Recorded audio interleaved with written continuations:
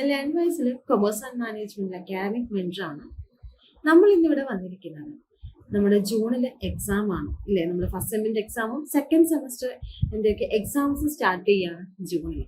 അപ്പം നമ്മൾ MBA അല്ലെ MBA പ്രോഗ്രാമിലെ കോഴ്സുകൾ ഏതൊക്കെയാണെന്ന്, ആ കോഴ്സുകളിൽ നമ്മൾ എങ്ങനെയായിരിക്കണം എക്സാംസ് പ്രിപ്പയർ ചെയ്യേണ്ടത് എന്ന് മനസ്സിലാക്കി ജസ്റ്റ് ഒരു എക്സാംസിനെ പറ്റിയുള്ളൊരു റിവ്യൂ, അല്ലെങ്കിൽ എങ്ങനെയാണ് നമ്മളൊരു എക്സാംസിന് അതിൽ ഫോക്കസ് ചെയ്ത് പഠിക്കേണ്ടത് എന്നുള്ള കാര്യങ്ങളാണ് നമ്മൾ ഇന്നിവിടെ നോക്കുന്നത്. അപ്പൊ നിങ്ങൾക്ക് അറിയാം MBA പ്രോഗ്രാം എന്ന് പറയുന്നത് എന്താണ്, സെമസ്റ്റർ ബേസ്ഡ് പ്രോഗ്രാം ആണ്. അപ്പൊ ഈ ജൂണിൽ നമ്മുടെ MBA Jan 24 ബാച്ച് സ്റ്റുഡൻസും, അതേപോലെ തന്നെ MBA July 23 ബാച്ച് സ്റ്റുഡൻസും, അതേപോലെ തന്നെ Jan 23 സ്റ്റുഡൻസും ഒക്കെ എന്താണ് എക്സാംസ് അറ്റൻഡ് ചെയ്യുന്നുണ്ട്. അപ്പൊ ഒരു കൂട്ടര് ഫസ്റ്റ് സെം ആണെങ്കിൽ അടുത്ത ബാച്ച് സെക്കൻഡ് സെം, അതിന് മുമ്പത്തെ ബാച്ച് തേർഡ് സെം, അങ്ങനെ ബാച്ച് വൈസ് ആണ് നമ്മൾ എക്സാംസ് എഴുതുന്നത്. അപ്പൊ Jan 24 ബാച്ചിന് MBA January 2024 ബാച്ചിലെ സ്റ്റുഡൻസിന് ഫസ്റ്റ് സെമിന്റെ എക്സാം ആണ് ഇന്ന് കണ്ടക്ട് ചെയ്യുന്നത്. നമ്മൾ ഈ വരുന്ന ജൂണിൽ നടക്കാൻ പോകുന്നത്. ഫസ്റ്റ് സെം എക്സാം ആകുമ്പോൾ തന്നെ നമുക്കെല്ലാം ഒരു ടെൻഷൻ കാണും. എങ്ങനെയാണ് എക്സാമിനെ അപ്രോച്ച് ചെയ്യേണ്ടത്, എങ്ങനെയായിരിക്കണം എക്സാംസ് എഴുതേണ്ടത്. നമ്മളുടെ കൂട്ടത്തിൽ പല സ്റ്റുഡൻസും എന്താണ് അത്യാവശ്യം ഒരു ഇയർ ഗ്യാപ്പ് എടുത്തിട്ടാണ് പഠിക്കുന്നുണ്ടാവും, അല്ലെങ്കിൽ ഒരു ജോലിക്കൊപ്പമായിരിക്കും പഠിക്കുന്നുണ്ടാവും, അല്ലെങ്കിൽ വേറൊരു കോഴ്സ് ചെയ്യുന്നതിന്റെ കൂടെയായിരിക്കും നമ്മുടെ MBA പ്രോഗ്രാം ചെയ്യുന്നുണ്ടാവും. അപ്പൊ അതുകൊണ്ട് തന്നെ അതിനനുസരിച്ച് PG കോഴ്സ് ആകുമ്പോൾ അതിനനുസരിച്ച് എന്താണ് നമ്മൾ നല്ല രീതിയിൽ പഠിച്ച് പ്രിപ്പയർ ആയി എഴുതേണ്ടതായിട്ട് വരുന്നുണ്ട്. അപ്പൊ MBA എന്ന് പറയുന്ന സബ്ജക്റ്റിൽ അത്യാവശ്യം നല്ല രീതിയിൽ നമുക്ക് പഠിക്കാനുണ്ട്. ഇപ്പൊ സെമസ്റ്റർ ബേസ്ഡ് പ്രോഗ്രാംസ് നോക്കുവാണെങ്കിൽ തന്നെ ഏറ്റവും കൂടുതൽ സബ്ജക്ട് പഠിക്കുന്നത് MBA-ക്കാരാന്ന് പറയാം. ഏകദേശം ഒരു 7 സബ്ജക്റ്റോളം നമുക്ക് ഒരു സെമ്മിൽ തന്നെ പഠിക്കാനുണ്ട്. അതും എങ്ങനെയാണ്, മിക്സ് ആണ്. തിയറി പേപ്പേഴ്സും ഉണ്ട്, അതേപോലെ തന്നെ പ്രോബ്ലം പേപ്പേഴ്സും ഉണ്ട്. എല്ലാം നമ്മളുടെ കോർ പേപ്പറാണ്. ഫസ്റ്റ് ഇയറിൽ നമുക്ക് കോർ പേപ്പറാണ്. അതുകൊണ്ട് തന്നെ ഫസ്റ്റ് 2 സെമ്മിലും നമുക്ക് കോർ പേപ്പറുകളാണ് പഠിക്കാനുള്ളത്. അപ്പൊ അത്രയും പ്രാധാന്യമുള്ള അല്ലെങ്കിൽ അത്രയും ടഫസ്റ്റ് ആയിട്ടുള്ള സബ്ജക്റ്റുകളാണ് നമ്മൾ പഠിക്കുന്നത്. അപ്പൊ അതിൽ കൊമേഴ്സ് ബാക്ക്ഗ്രൗണ്ട് ഉള്ളവരാണെങ്കിൽ BBA-യും BCom-ഉം കഴിഞ്ഞ് വന്നവരാണെന്നുണ്ടെങ്കിൽ ഏകദേശം സബ്ജക്റ്റിന്റെ കാര്യങ്ങളൊക്കെ നിങ്ങൾക്കറിയാം. നമ്മൾ പഠിച്ചു വന്ന സബ്ജക്റ്റ് ഒക്കെ തന്നെയാണ് അങ്ങോട്ട് പഠിച്ചു പോകുന്നത്.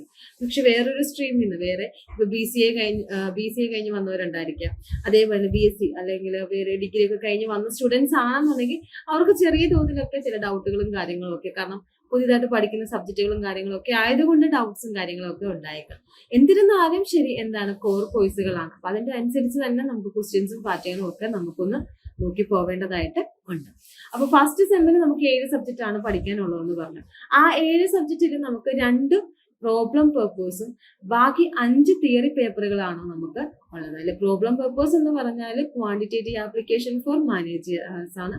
അതേപോലെ തന്നെ നമുക്ക് ഫിനാൻഷ്യൽ മാനേജ്മെന്റ് അല്ലെങ്കിൽ അക്കൗണ്ട്സ് ഫോർ മാനേജേഴ്സ് എന്ന് പറഞ്ഞ അക്കൗണ്ട്സും ആണ് നമുക്ക് ഉള്ളത്. അപ്പൊ ഈ 2 പേപ്പറുകൾ ഒഴിച്ചാൽ, അല്ലെങ്കിൽ ഈ 2 കോഴ്സുകൾ ഒഴിച്ചാൽ ബാക്കിയെല്ലാം കംപ്ലീറ്റ്ലി തിയറീസ് ആണ് നമുക്കുള്ളത്. എന്നാലും നമുക്ക് ഓരോന്നായിട്ട് 1 by 1 ആയിട്ട് നമുക്കൊന്ന് നോക്കാം. ഫസ്റ്റ് നമ്മുടെ സബ്ജക്ട് എന്ന് പറഞ്ഞാൽ MMPC 001 ആണ്. MMPC 001 എന്ന് പറഞ്ഞാൽ മാനേജ്മെന്റ് ആണ്. മാനേജ്മെന്റ് എന്ന് പറഞ്ഞാൽ അതൊരു ബേസിക് ആണ്, ഫണ്ടമെന്റൽ സബ്ജക്റ്റ് ആണ്. ബേസിക് ആയിട്ട് നമ്മൾ മാസ്റ്റർ ഓഫ് ബിസിനസ് അഡ്മിനിസ്ട്രേഷനിൽ ബേസിക് ആയിട്ടുള്ള എല്ലാ കാര്യങ്ങളും പഠിച്ചു പോകുന്ന ഒരു സബ്ജക്റ്റ് ആണ് MMPC 001 എന്ന് പറയുന്നത്. അപ്പൊ പ്രീവിയസ് ഒരു ക്വസ്റ്റ്യൻ പേപ്പറും കാര്യങ്ങളും നമ്മൾ അനലൈസ് ചെയ്യുമ്പോൾ ഒരു 60% മാർക്ക് നമുക്ക് എന്താണ് നമ്മളുടെ ടെക്സ്റ്റിനകത്ത് നിന്നും ഒരു 40% മാർക്ക് നമുക്ക് ഔട്ട് ഓഫ് സിൽ അല്ലെങ്കിൽ പുറത്തു നിന്ന് വരുന്നതാണ്. മീൻസ് കേസ് സ്റ്റഡീസ് ആണ് ചോദിക്കുന്നത്. ഈ 40 മാർക്ക് കേസ് സ്റ്റഡി എന്ന് പറഞ്ഞാൽ അത് കമ്പൽസറി ആണ്, നമുക്ക് മസ്റ്റ് ആയിട്ടും അറ്റൻഡ് ചെയ്യേണ്ടതാണ്. അതൊരു റിയൽ ലൈഫ് കേസാണ്. ഇപ്പൊ നമ്മൾ മാനേജ്മെന്റ് സബ്ജക്റ്റിൽ പഠിക്കുന്ന കോൺസെപ്റ്റിനെ ബേസ് ചെയ്തിട്ടായിരിക്കും ഈ ഒരു കേസ് സ്റ്റഡി എന്ന് പറയുന്നത്. ചിലപ്പോൾ നമുക്ക് മോട്ടിവേഷനെ ബേസ് ചെയ്ത് കേസ് സ്റ്റഡീസ് ചോദിക്കാറുണ്ട്, അല്ലെങ്കിൽ നമ്മളുടെ ലീഡർഷിപ്പ് പാറ്റേൺ സ്റ്റൈലിനെ ബേസ് ചെയ്ത് ചോദിക്കാറുണ്ട്. മാനേജ്മെന്റിനകത്ത് അല്ലെങ്കിൽ ഒരു ബിസിനസ്സിലെ കമ്മ്യൂണിക്കേഷനെ ബേസ് ചെയ്ത് കേസ് സ്റ്റഡീസ് ചോദിക്കാറുണ്ട്. എന്നിരുന്നാലും നമ്മൾ പഠിക്കുന്ന സബ്ജക്റ്റ്, നമ്മൾ മാനേജ്മെന്റ് എന്നൊരു സബ്ജക്റ്റിനകത്തെ കോണ്ടന്റ്സിനെ വെച്ചിട്ടായിരിക്കും നമുക്ക് ഈ ഒരു കേസ് സ്റ്റഡീസ് ചോദിക്കുന്നുണ്ടാവും. കേസ് സ്റ്റഡി എന്ന് പറഞ്ഞാൽ കമ്പൽസറി ആണ്, നമ്മൾ മസ്റ്റ് ആയിട്ടും അത് അറ്റൻഡ് ചെയ്യേണ്ടതാണ്. പല സ്റ്റുഡൻസും പറയാറുണ്ട്, പക്ഷെ പുറത്തുനിന്ന് ഒരു കാര്യം ചോദിച്ചു, എനിക്കിത് വായിച്ചിട്ട് മനസ്സിലായില്ല, അതുകൊണ്ട് ഞാനത് സ്കിപ്പ് ചെയ്തു. അങ്ങനെ സ്കിപ്പ് ചെയ്യാനായിട്ട് പാടില്ല. കേസ് സ്റ്റഡി നിങ്ങൾ മസ്റ്റ് ആയിട്ടും അറ്റൻഡ് ചെയ്യേണ്ട കമ്പൽസറി ആണ്. പിന്നെ ബാക്കിയുള്ള 60 മാർക്കിന്റെ ക്വസ്റ്റ്യൻസ് എന്ന് പറഞ്ഞാലും അത് നമുക്ക് ഡയറക്റ്റ് ആയിട്ട് ചോദിക്കുന്ന ക്വസ്റ്റ്യൻസ് ആണ്. ഇൻഡയറക്ട്ലി ക്വസ്റ്റ്യൻസ് ഒക്കെ വളരെ കുറവേ നമുക്ക് ചോദിക്കാറുള്ളൂ. നിങ്ങളുടെ ടെക്സ്റ്റിലും നിങ്ങൾ പഠിച്ച കണ്ടന്റിനെ ബേസ് ചെയ്തിട്ടായിരിക്കും നിങ്ങൾക്ക് ക്വസ്റ്റ്യൻസ് ചോദിക്കുന്നുണ്ടാവും. അപ്പൊ ലേൺ വൈസ് പ്രൊവൈഡ് ചെയ്യുന്ന പ്രീവിയസ് ഇയർ ക്വസ്റ്റ്യൻ പേപ്പർ അനാലിസിസും അല്ലെങ്കിൽ എക്സാം സ്പെഷ്യൽ ഗൈഡും നല്ല രീതിയിൽ നോക്കി പോകുന്ന ഒരു സ്റ്റുഡന്റ് ആണെന്നുണ്ടെങ്കിൽ അതിൽ അതിൽ നിന്നായിരിക്കും ഒരു ഔട്ട് ഓഫ് ഒരു 8 ക്വസ്റ്റ്യൻസിൽ ഒരു 5 അല്ലെങ്കിൽ 4 നമ്മളുടേത് നമ്മൾ തരുന്ന പാറ്റേൺ അനുസരിച്ച് നിങ്ങൾ പോവുകയാണെങ്കിൽ, പഠിച്ച് പ്രിപ്പയർഡ് ആയി പോവുകയാണെങ്കിൽ നിങ്ങൾക്ക് ഈസി ആയിട്ട് എഴുതാവുന്നതേ ഉള്ളൂ. അപ്പോൾ നമ്മളുടെ TE എക്സാംസ് നമ്മൾ പറഞ്ഞു 100 ആണ് വെയിറ്റേജ്. നമുക്ക് ടേം എക്സാംസിന് 100 ആണ് നമ്മുടെ മാർക്ക് എന്ന്, മാക്സിമം മാർക്ക് എന്ന് പറയുന്നത്. അപ്പൊ MMPC 001 എത്രയാണ്? 100ലായിരിക്കും സ്കോർ. ഒരു 3 hours 100 മാർക്സിന്റെ എക്സാംസ് അല്ലെങ്കിൽ ആൻസർ നമ്മൾ എഴുതുക എന്നുള്ളതാണ്. ഒരു ക്വസ്റ്റ്യന് പൊതുവെ നമുക്ക് 20 മാർക്കിലാണ് വരുന്നത്. അപ്പൊ 20 മാർക്ക് വരുന്ന ക്വസ്റ്റ്യൻസ് ഒരു എസ്സേ ആണ് നമ്മൾ എഴുതേണ്ടത്. അപ്പൊ എസ്സേക്ക് ഒരു ബേസിക് ഫോർമാറ്റ് ഉണ്ട്. ഫോർമാറ്റ് എന്ന് പറഞ്ഞാൽ ഇപ്പൊ നമുക്ക് ചോദിക്കുകയാണ് മാനേജ്മെന്റിനെ ഡിഫൈൻ ചെയ്യാം. ദെൻ അതിന്റെ ക്യാരക്ടറിസ്റ്റിക്സ്, എഫക്റ്റീവ് അല്ലെങ്കിൽ special characteristics of A manager എന്താണെന്ന്, ദെൻ അതിന്റെ ഫംഗ്ഷൻസ് എന്താണെന്ന്, ഒരു 3 ക്വസ്റ്റ്യൻസിനെ മിക്സ് ചെയ്തായിരിക്കും നമുക്കൊരു ഫസ്റ്റ് ക്വസ്റ്റ്യൻ വരുന്നതെന്ന് വിചാരിക്കാം. അപ്പൊ അതിന്റെ ആൻസർ നമ്മൾ എഴുതേണ്ട രീതി എന്തെന്ന് വെച്ചാൽ, ആദ്യം നമ്മൾ മാനേജ്മെന്റ് എന്താണെന്ന് ഡിഫൈൻ ചെയ്യാം. അപ്പൊ ചെറിയ തോതിൽ ഒരു ഇൻട്രൊഡക്ഷൻ കൊടുത്തതിന് ശേഷം മാനേജ്മെന്റ് എന്താണ് അല്ലെങ്കിൽ ചോദിച്ചിരിക്കുന്ന ക്വസ്റ്റ്യനുമായിട്ട് ബന്ധപ്പെട്ട് നമ്മളൊരു ഇൻട്രൊഡക്ഷൻ കൊടുക്കുക. ദെൻ അതിനുശേഷം അതിനൊരു ഡെഫിനേഷൻ കൊടുക്കുക. ഏതെങ്കിലും ഒരു ഓതറിന്റെ ഡെഫിനേഷൻ കൊടുക്കാം. പക്ഷെ ഓതേഴ്സിന്റെ ഡെഫിനേഷൻ നമ്മൾ കൊടുക്കുകയാണെങ്കിൽ അതിൽ യാതൊരുവിധ നമ്മളുടേതായ വ്യാഖ്യാനങ്ങളൊന്നും നമ്മൾ കൊടുക്കാൻ പാടില്ല. എക്സാക്ട് ഓതർ എന്താണോ പറഞ്ഞിരിക്കുന്നത് അത് കൊടുക്കുക. അല്ല എന്നുണ്ടെങ്കിൽ management can be defined as അല്ലെങ്കിൽ it can be defined as എന്ന് പറഞ്ഞ് നമ്മളുടെ ഒരു ടേംസിൽ അതിന്റെ ഡെഫിനേഷൻ നമ്മൾ കൊടുക്കുക. ആഫ്റ്റർ ദാറ്റ് അതിനുശേഷം നമ്മൾ ചെയ്യേണ്ടത് ക്വസ്റ്റ്യൻസിൽ ചോദിച്ചിരിക്കുന്ന കാര്യങ്ങൾ, ക്യാരക്ടറിസ്റ്റിക്സ് ആണ് ചോദിച്ചിരിക്കുന്നുണ്ടെങ്കിൽ characteristics of a good manager എന്ന് കൊടുത്തിട്ട് അതിനെ ഒരു 1 by 1 പോയിന്റ് ആയിട്ട് കൊടുത്തതിന് ശേഷം ആ പോയിന്റ്സിനെ 1 or 2 സെന്റൻസ് ഒന്ന് ഇലാബറേറ്റ് ചെയ്ത് കൊടുക്കുക.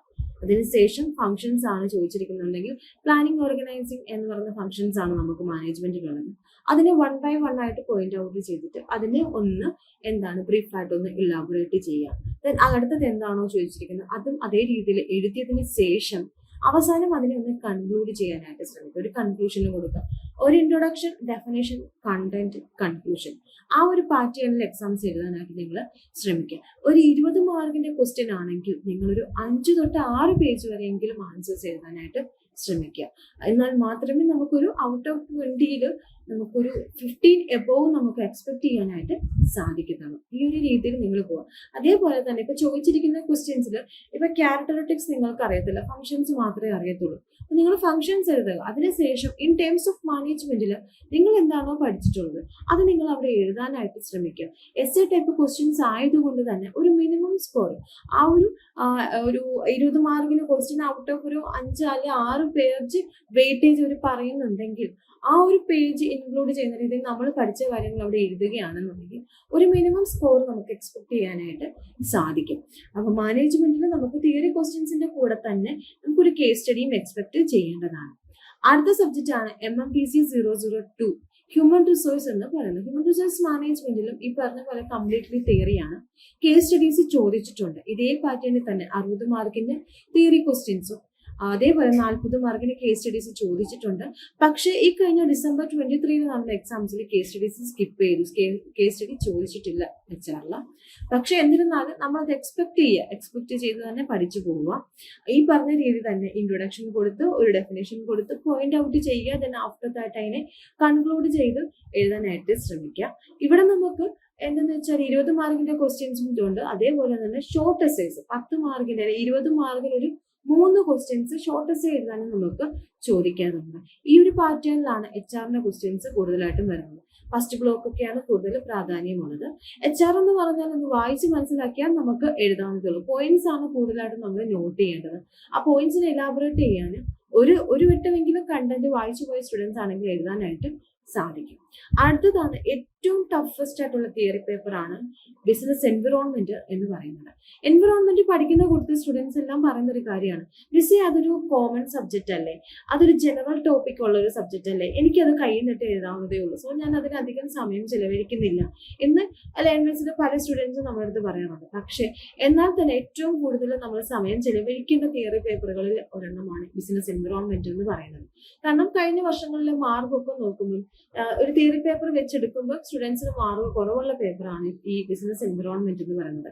ജനറൽ ടോപ്പിക്കുകളാണെങ്കിൽ പോലും അതിൽ ചോദിക്കുന്ന പല ക്വസ്റ്റ്യൻസിനും പോയിന്റ്സ് നമുക്ക് എഴുതാനായിട്ട് സാധിക്കത്തില്ല. ഒരു 1-2 പോയിന്റ്സ് ഒക്കെ നമുക്ക് എഴുതാൻ കഴിയുന്നുണ്ട്. പക്ഷെ ബാക്കി കാര്യങ്ങൾ റിലവന്റ് ആയിട്ടുള്ള ഡേറ്റ കൊടുത്തില്ല എന്നുണ്ടെങ്കിൽ നമുക്ക് മാർക്ക് കിട്ടില്ല. ഇപ്പൊ ഡിജിറ്റൽ മാർക്കറ്റിംഗ് ഒക്കെ ചോദിക്കുകയാണെങ്കിൽ ഇപ്പൊ നമ്മൾ റീസെന്റ് ആയിട്ട് ഇപ്പൊ കോവിഡിന് ശേഷം നമ്മൾ കൂടുതലായിട്ട് ഡിജിറ്റൽ മാർക്കറ്റിംഗ് ഒക്കെ ചെയ്യുന്നത് കൊണ്ട് തന്നെ നമുക്കറിയാം കാര്യങ്ങൾ.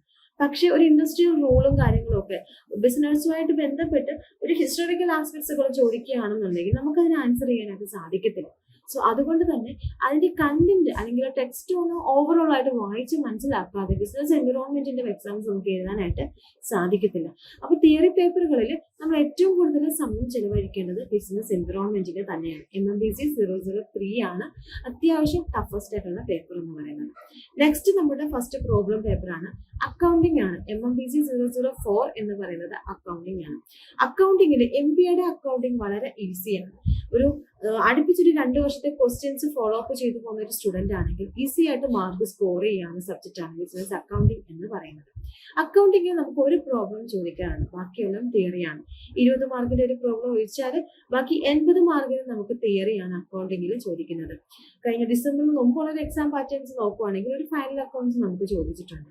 പക്ഷെ ലാസ്റ്റ് റീസെന്റ് ആയിട്ട് നടന്ന ഡിസംബർ 23 എക്സാംസിന് നമുക്ക് ഫൈനൽ അക്കൗണ്ട്സ് സ്കിപ്പ് ചെയ്തിട്ടാണ് ക്വസ്റ്റ്യൻസ് വന്നത്. ഫൈനൽ അക്കൗണ്ട്സ് നമുക്ക് ചോദിച്ചിരുന്നില്ല. പക്ഷെ തിയറിക്ക് നമുക്കൊരു തിയറി പഠിച്ചിട്ട് പോകുന്ന സ്റ്റുഡൻസ് ആണ് എന്നുണ്ടെങ്കിൽ നല്ല സ്കോർ വാങ്ങിക്കാവുന്ന. ഇപ്പൊ ലാംഗ്വേജിലെ സ്റ്റുഡൻസിനൊക്കെ അക്കൗണ്ട്സിന് നല്ല സ്കോറാണ് ഉള്ളത്. അപ്പം അക്കൗണ്ടിങ്ങിന് ഈസി ആയിട്ട് നമുക്ക് മാർക്ക് സ്കോർ ചെയ്യാനതേ ഉള്ളൂ.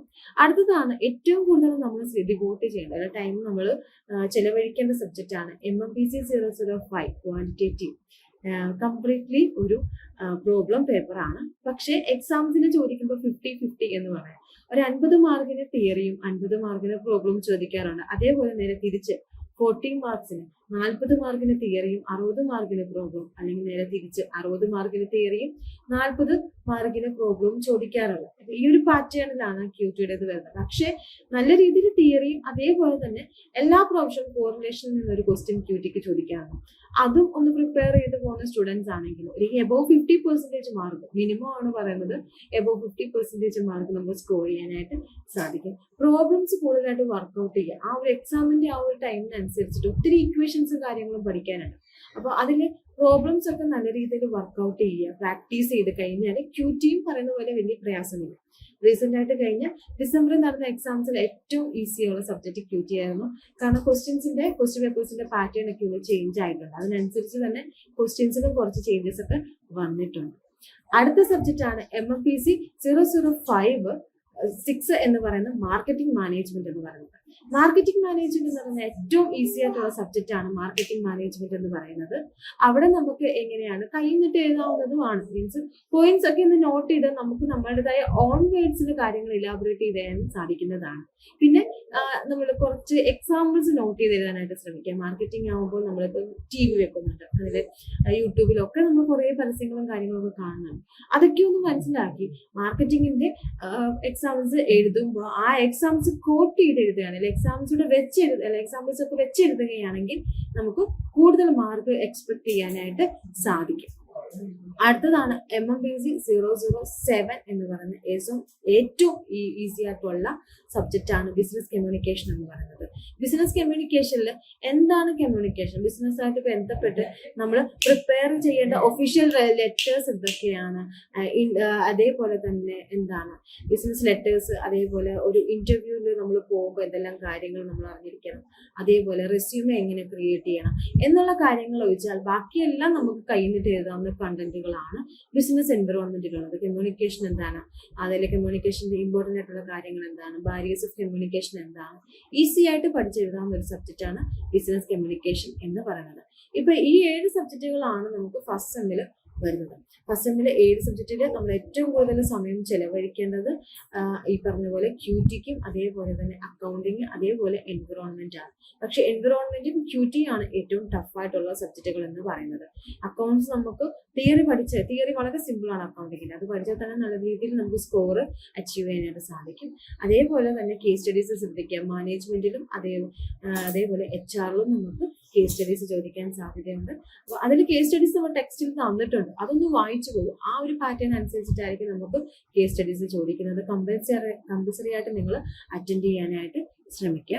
ഒരു ടൈം ടേബിൾ പ്രിപ്പയർ ചെയ്യുക. ടൈം ടേബിൾ പ്രിപ്പയർ ചെയ്തിട്ട് പഠിച്ചു പോവുക. പിന്നെ ലേൺ വൈസ് പ്രൊവൈഡ് ചെയ്യുന്ന ഗൈഡ് ഉണ്ട്, എക്സാം സ്പെഷ്യൽ ഗൈഡും അതേപോലെ തന്നെ പ്രീവിയസ് ഇയർ ക്വസ്റ്റ്യൻ പേപ്പർ അനാലിസിസും കാര്യങ്ങളും എല്ലാം നല്ല രീതിയിൽ നോക്കി അതിനനുസരിച്ച് എക്സാംസിന് പ്രിപ്പയർ ചെയ്യുക. കുറഞ്ഞ സമയം കൊണ്ട് തന്നെ കുറേ കാര്യങ്ങൾ മനസ്സിലാക്കി എടുത്ത് പഠിക്കാനായിട്ട് ശ്രമിക്കുക. കാണാപ്പാഠം പഠിക്കുന്നതിനേക്കാളും നല്ലത് നമ്മൾ കാര്യങ്ങൾ മനസ്സിലാക്കി പഠിക്കുന്നതായിരിക്കും നിങ്ങൾക്ക് നല്ലത്. ആ രീതിയിൽ പഠിച്ചു തുടങ്ങുക. നിങ്ങൾക്ക് ഏറ്റവും നല്ല രീതിയിൽ വിജയം കൈവരിക്കാൻ സാധിക്കും. നിങ്ങളുടെ ഒപ്പം തന്നെ ലേൺ വൈസ് ഉണ്ട്. ലേൺ വൈസിന്റെ കാര്യങ്ങൾ ഫ്രൂട്ട്ഫുൾ ആയിട്ട് യൂസ് ചെയ്ത് നിങ്ങൾ നല്ല രീതിയിൽ പഠിച്ചു തുടങ്ങിക്കൊള്ളുക. നിങ്ങൾക്ക് നല്ല സ്കോർ അച്ചീവ് ചെയ്യാൻ സാധിക്കും. Thank you.